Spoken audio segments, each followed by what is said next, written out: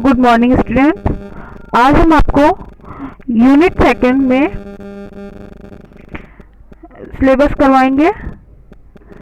इसमें बच्चा आपका चैप्टर है क्रिया। बुक में आपके चैप्टर 9 है, पेज नंबर 72। तो बच्चों, क्रिया के द्वारा किसी कार्य के होने की जानकारी प्राप्त होती है और जिन शब्दों से किसी कार्य के होने का या किए जाने का पता चलता है उन्हें क्रिया कहते हैं। और जो क्रिया का मूल रूप होता है उसे धातु कहते हैं। क्रिया के भेद दो प्रकार के होते हैं, कर्म के आधार पे और प्रयोगात्मक संरचना के आधार पर। कर्म के आधार पे यानी कि जिससे क्रिया करी जाती है उसके आधार पे दो प्रकार के होते हैं, सकर्मक क्रिया और अकर्मक क्रिया।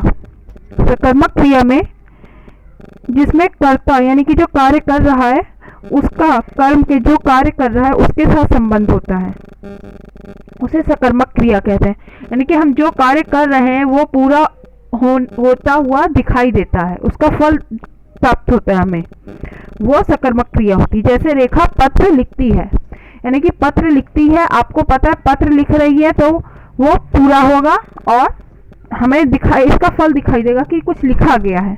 तो ये सकर्मक क्रिया में है। और जबकि अकर्मक क्रिया में जो क्रिया होती है उसका कोई फल नहीं प्राप्त होता, सीधे कर्ता द्वारा किया जाता है, उसका कोई परिणाम नहीं होता। जैसे कुत्ता भौंक रहा है, अगर कोई पूछे क्या हुआ यहाँ, कुत्ता भौंक रहा है, तो भौंकने का कोई परिणाम नहीं होता हमारे पास।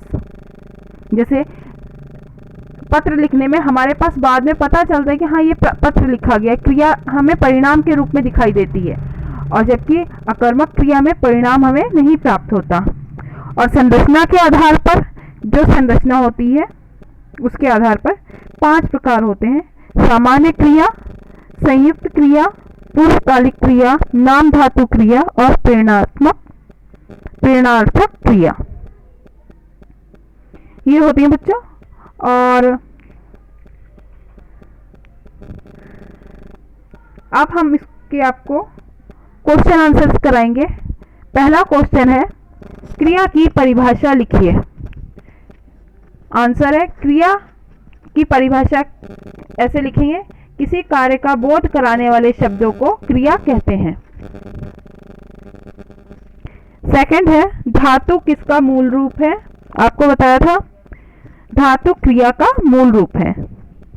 थर्ड है, क्रिया कितने प्रकार की होती है?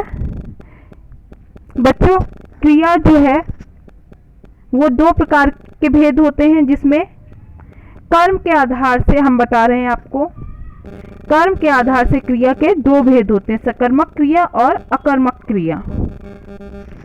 फोर्थ है, सकर्मक क्रिया किसे कहते हैं? जिस क्रिया में कर्ता के साथ कर्म का संबंध होता है उसे सकर्मक क्रिया कहते हैं। बच्चों, जो थर्ड क्वेश्चन है उसमें क्रिया के 2 भेद लिखेंगे, सकर्मक क्रिया और अकर्मक क्रिया। आपको पूरा संरचना के आधार पे और प्रयोग के आधार पे लिखने की जरूरत नहीं है, बहुत लॉन्ग हो जाएगा। आपको ये चारों क्वेश्चन अपनी लैंग्वेज की कॉपी में लिखने हैं और इन्हें याद भी करना है। Thank you.